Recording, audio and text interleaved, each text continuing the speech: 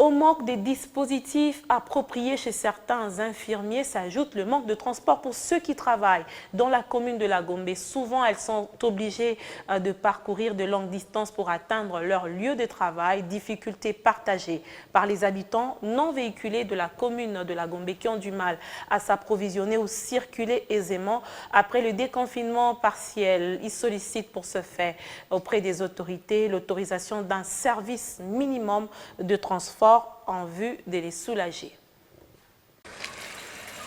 Les déconfinements progressifs amorcés depuis la semaine dernière à Gombe a soulagé les habitants de cette municipalité dans son ensemble. La plupart a profité de cette circonstance pour s'approvisionner en denrées alimentaires dans le supermarché. Une épine pourtant pour ceux qui n'ont pas de véhicules.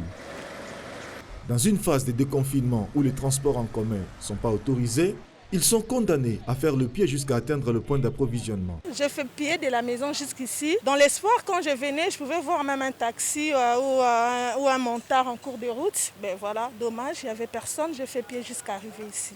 En attendant le déconfinement total, il lance un SOS à l'autorité pour trouver une solution palliative. Par exemple, autoriser quelques taxis à circuler. Si seulement ils pouvaient donner aussi accès aux chauffeurs ou aux montards, bien sûr pas comme ça vaguement, mais en ayant l'accès aux cartes, de laisser passer qui accèdent les gens de l'autre commune pour s'y intégrer ici à Gombe, ça va nous faciliter la tâche. Au sortir des supermarchés, c'est encore le pied jusqu'à leur domicile. Le peu de véhicules qui circulent ont désormais un champ libre et roulent à vive allure, ce qui expose ces nombreux piétons au risque d'accident.